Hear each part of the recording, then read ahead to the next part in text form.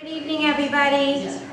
My name is Julie McMurray, and I'm the Senior Manager for the Central Regional Office of the Alzheimer's Association, Massachusetts, New Hampshire chapter. And Michelle, thank you so much for inviting me here this evening. I am going to do a presentation on how the Alzheimer's Association supports families living with Alzheimer's. So basically, it's a really thorough overview about what we provide at the Alzheimer's Association. And I think it's really important to note some of the statistics regarding Alzheimer's disease. Currently in the United States, over 5 million Americans are living with Alzheimer's disease. It's estimated that about half the population over the age of 85 will develop Alzheimer's disease, and about 10% of the population over 65 will develop Alzheimer's disease. We know that Alzheimer's disease right now is the 6th leading cause of death in the United States. So that's pretty staggering. People die from Alzheimer's disease. There is currently no cure or means of prevention. There's really two different types of Alzheimer's disease. Late onset, occurring after the age of 65. Which accounts for the majority of individuals living with Alzheimer's, and also a type of Alzheimer's that affects people under the age of 60, called young onset Alzheimer's. And there's estimated about 250,000 individuals in Massachusetts living with young onset. So, as I said, there's no cure or means of prevention, so that's why getting resources, getting support is absolutely vital for caregivers so that they understand what's out there as far as information, community resources, and educations. Everything that we do at the Alzheimer's Association is free of charge. And so I'm going to go over what our mission is and talk about some of the services. So our mission at the Alzheimer's Association is to eliminate Alzheimer's disease through the advancement of research. I've always said I'd love to be out of a job someday, but until that time we want to be there for families to help navigate resources. We also want to provide and enhance care and support for all affected by Alzheimer's disease or another form of dementia. And when we utilize the word all, we understand that it's not only the individual that's been diagnosed. It affects the family caregivers as well. And we also try to educate people on ways to reduce your risk for developing Alzheimer's disease or another form of dementia by promoting brain health. So I think it's really important to note what the difference between Alzheimer's disease and dementia is. Dementia in and of itself is not a disease. It is not a diagnosis. Dementia really describes symptoms, and those symptoms are memory loss, problems with language, difficulty processing information, changes in mood and behavior, misplacing things and the inability to retrace steps, difficulty with completing familiar tasks. And under the umbrella word of dementia, there are many different illnesses that cause those dementia symptoms, and Alzheimer's is the most common form of dementia. It's estimated that about 70% of all the dementias are of the Alzheimer's type. But there's other dementias as well. There's a type of dementia called vascular dementia, which is brought on by a vascular incident, a heart-related disease like diabetes or stroke or smaller TIAs. There's a type of dementia called frontal temporal lobe dementia, which affects the person's frontal lobe of their brain.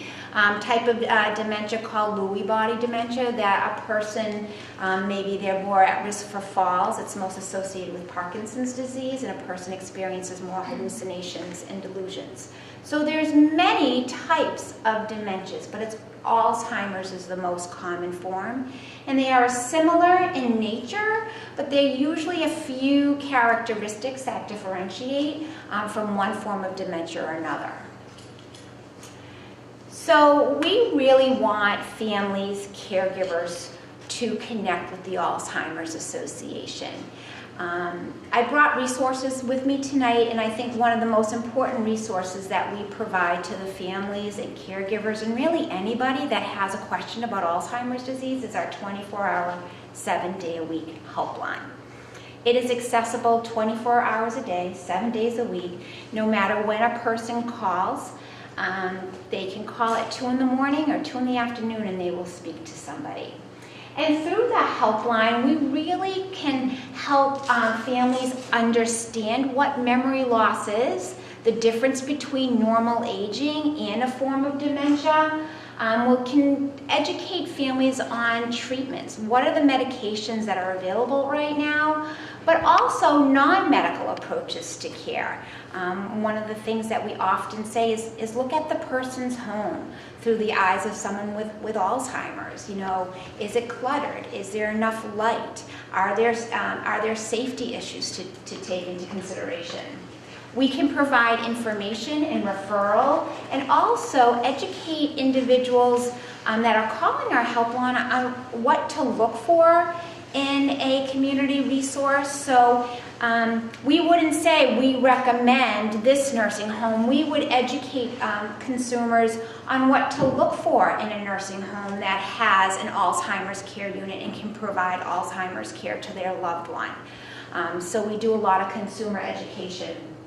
We also educate families on how to take care of their loved one at home. Communication is absolutely one of the most important skills to have when you're communicating with someone with Alzheimer's, and it's not necessarily what they're saying to us, it's really how we're communicating with them, because the majority of our communication is body language, and a person can sense how you are feeling by just our body language. So we talk to families about how to communicate effectively and also how to reduce behaviors. I should mention that so the brain is our control center of our body. It controls everything that we do. But there's one part of our brain that remains relatively intact throughout the disease process, and that's the part of our brain called the amygdala, and that's where we feel. So a person with Alzheimer's throughout the disease process can feel happy, they can feel sad, they can feel frustrated, they can feel glad. And when I work with families and I train professionals, I always say, be with them where they're at, enter their world, because our world really doesn't matter anymore, and try with every single interaction, try to create a positive moment for them. Because in that moment, not only is it so beneficial for them, but it makes you feel good too as a caregiver. But if we try to pull them back into our reality, or we try to convince them that what they're saying is wrong, or we try to be rational with them, you will never win an argument with a person with Alzheimer's disease. And so it's really important to kind of let go of anything that is not putting them at harm. And so it's not important to be right. It's really important to make sure the individual living with Alzheimer's disease or dementia is always feeling good. Oftentimes they are reminded of what they cannot do, and no is a negative word, and that's usually what they hear. You know you can't go outside, no you can't drive, and it reinforces their losses. So I will always say to families and even professionals, maximize what they can do, minimize what they can't do, focus on the positive, not on their weaknesses. And if they can help put on their jacket or they can comb their hair, you praise them for everything that they're able to do, because they can feel that, and it's going to make them feel good. And as a caregiver, it's going to make you feel good as well. So we talk to families about communication and behaviors, but we're also there to provide supportive listening and validation. You know, despite the fact that there are 5 million Americans living with Alzheimer's disease, it means that there's probably about 15 million caregivers. One of the things I hear most often is that caregivers feel alone. There's still a stigma with Alzheimer's disease or another form of dementia. And when caregivers feel alone,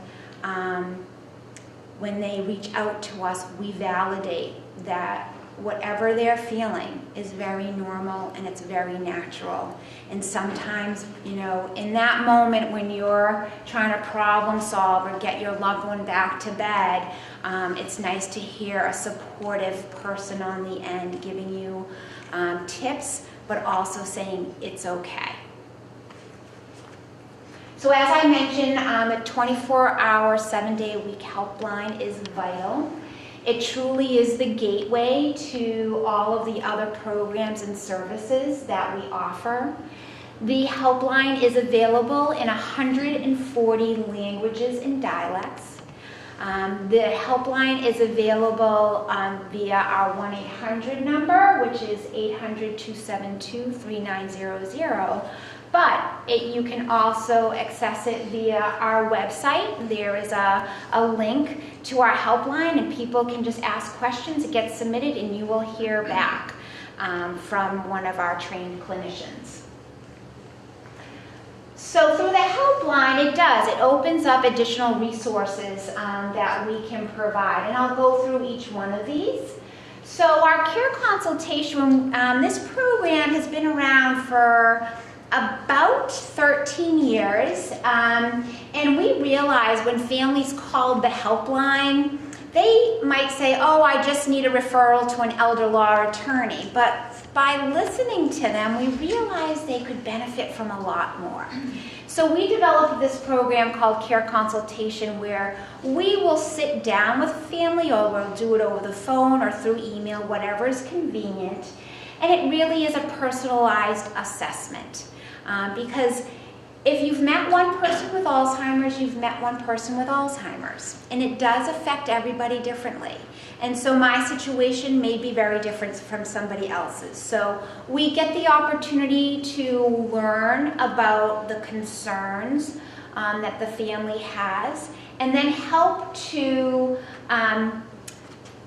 create an action plan for them of community resources, but also things to do in the home. Maybe it's learning communication skills. Maybe it's looking at the home, and maybe it's, you know, making sure medications are locked, or, you know, some of those cleaning fluids that, you know, are purple, that to somebody living with Alzheimer's could look like Kool-Aid or something to drink. So making sure, again, you're looking at the house where the person is living through the eyes of someone with Alzheimer's. So we help with decision-making, crisis assistance, support, and education on care issues. Again, this can be done over the phone, in person, or by email. We do ask that if you want a care consultation in person, that you come to one of our offices. Our main office is in Waltham, and then we have regional offices in Worcester, Springfield, Bedford, New Hampshire, as well as Raynham, Mass. And this can be done with an individual, but also families. So we might have somebody in our office participating in a care consultation, and 3 of their siblings that live out of state could be calling in, and we could do a conference call with them. Support groups are key, not only for the caregiver, but also for people living with Alzheimer's in the early stages, as well as our young onset individuals. So we have support groups that are peer or professionally led groups for caregivers and others dealing with Alzheimer's disease, and they are facilitated by trained individuals. Right now in our Massachusetts, New Hampshire chapter, we have over 120 support groups. I think education is absolutely key, you know, really for any disease process. If you have the right information, you can really make the best decisions for your loved one. So we have education programs for families, general community, as well as professionals. And our topics include warning signs. We have elder law attorneys that actually volunteer for us and do our legal and financial programs. We have programs specific to early stage issues as well as mid-stage issues and late-stage issues, but also caregiving skills like behaviors and communication. I should mention that we do these educational programs in the community, but they're also available online through our link on our webpage. And so at any time, anybody can view those educational programs. Because again, we recognize not all caregivers can come out and attend an educational program in person. So we have an early stage program. This is for individuals living with mild Alzheimer's, and it's called Power and Purpose. And in our Power and Purpose program, we have education programs specific to individuals living with mild Alzheimer's. We have specific support groups for people living with mild Alzheimer's as well as their caregivers. We have advocacy opportunities for people living with Alzheimer's. It is incredibly powerful to hear from an individual living with Alzheimer's to talk about how the disease is impacting their life. So we have many people that are living with Alzheimer's in the early stage that represent our board of directors, but also do advocacy work for us. And then we have a program called Alz Meetups. These are social activities or social engagement programs for people living with mild Alzheimer's and their caregivers. So they might go to the Worcester Art Museum or the South Shore Conservatory or take a nature walk at one of our wonderful parks that are all like guided tours. But we have them throughout our chapter. And they're just wonderful opportunities because the focus isn't so much on education or Alzheimer's. It's really just about making connections to another individual that is on a similar journey. We do have programs to really keep people safe. We have a Medic Alert Safe Return program. This program is a nationwide program that's been in effect since the 1990s. And it is a wonderful safety net. Wandering is a behavior that can really be life-threatening. And we know that 6 out of 10 individuals will wander at some point with a diagnosis of Alzheimer's disease, and we don't always know what triggers a wandering episode. Sometimes they don't recognize their home as their home even though they've lived there for 40 years. Some individuals may have lost something and they feel I have to go find it, so they leave their home. Or they feel like they have to go to work even though they've been retired and not working for many, many years. So our Medic Alert Safe Return program is a great safety net. It is a 24-hour nationwide emergency response service for individuals with Alzheimer's or related dementia who wander. By enrolling into this program, an individual gets a necklace or a bracelet or wallet cards. And then if they are to become lost, the family calls our 1-800 number, and we act as liaisons with local police, fire, first responders, search and rescue crews to get individuals home safe. We know on this program that we have over a 92% success rate of getting people home. Another thing that we did through our advocacy efforts back a few years ago was we helped implement the Silver Alert Bill through our advocacy efforts at the Mass State House. And so now when somebody wanders, the state police issue a Silver Alert very similar to an Amber Alert. Research is absolutely key with any disease, but it is vital for Alzheimer's disease because, again, we do not have a cure or means of prevention.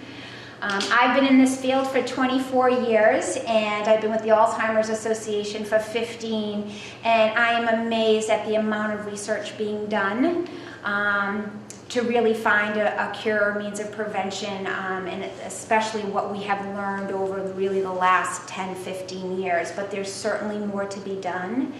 And we need people to participate in research. So we have a free, confidential, interactive tool called Trial Match that can provide information on clinical trials here locally in Massachusetts. We're really a hub of research for Alzheimer's disease. And we can match individuals, whether they're living in the mild stages of Alzheimer's, but also healthy individuals, to our research studies. And they're not all drug-based. Some are prevention, because we know exercise and eating healthy really has shown some wonderful benefits to brain health. So we have different studies like that. Also just caregiving surveys that people can participate in. So Trial Match is a wonderful program to really help move our mission forward in creating a world without Alzheimer's, which is our ultimate goal.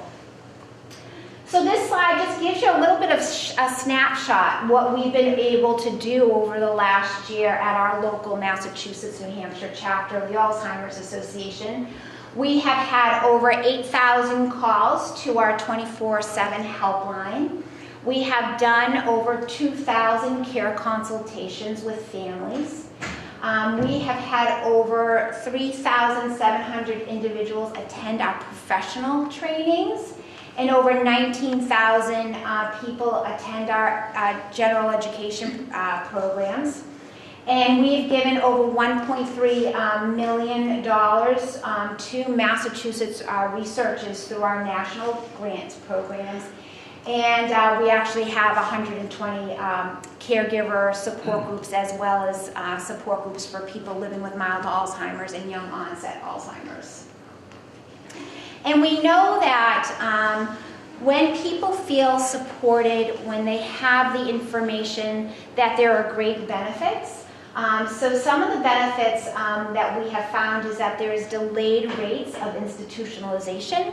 Could be hospitalization, nursing home placement, when families seek out support. There are lower reports of caregiver stress and burden when they know that there is a place to go and get information.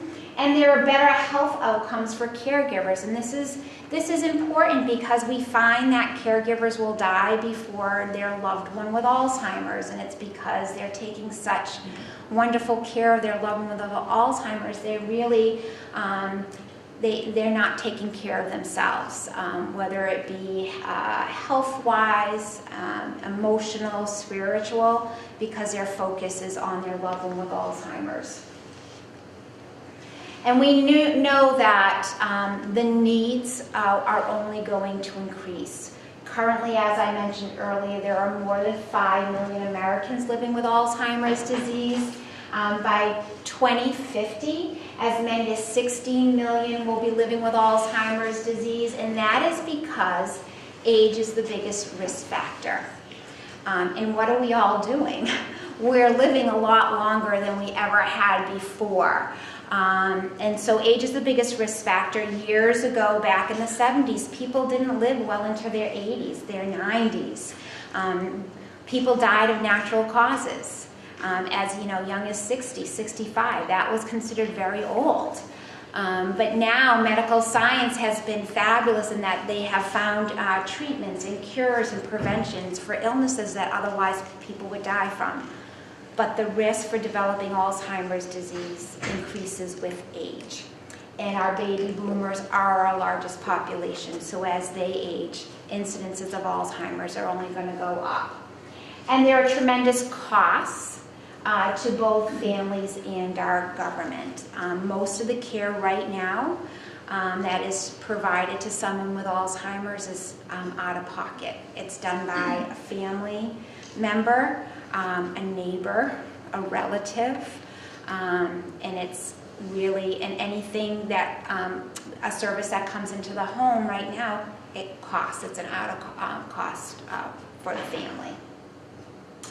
I'm more than happy to take any questions that you may have. I could speak for a long time about Alzheimer's disease. Yeah. Sorry, the emergency program is specifically geared to those whose family members are suffering from Alzheimer's disease and dementia, or does, I guess, relative old age, limited mobility, hearing deficit, cellulitis, diabetes, diabetes management, So our organization focuses on Alzheimer's disease and all other forms of dementia. Certainly, when a family calls, let's say the helpline, and they ask a question that maybe they're concerned about their loved one, we always try to tell them to have a conversation with their doctor and really maybe have a vision test, a hearing test to maybe rule out some treatable causes of the memory loss, but our main focus is Alzheimer's disease and the other forms of dementia. I have a question. Sure. Have you seen research that indicates that a diet can help keep your brain healthy? Yeah, so there's been a lot of studies on brain healthy foods. We've heard for a long time about the Mediterranean diet and the benefits, and there are research studies that have focused on that eating leafy green vegetables and fruits rich in color like blueberries and strawberries, staying away from saturated fats and trans fats, and implementing healthy grains into your diet, and staying away from processed salty foods can be very beneficial to the brain. So yeah, we actually have a program at the Alzheimer's Association called Healthy Living for Your Brain and Body, and it really talks about the research around taking care of your brain. So we talk about nutrition, we talk about the benefits of exercise, of staying socially engaged, as well as maintaining cognitive activity as you age. And you can start any of those at any age. But the rule of thumb is if you're good to your heart, you're good to your brain. And if you don't use it, you lose it. And it's the same about the brain too. Any other questions? Well, thank you so much, and again, thank you for inviting me here tonight. I really appreciate the opportunity. And there are resources, so please feel free to grab information.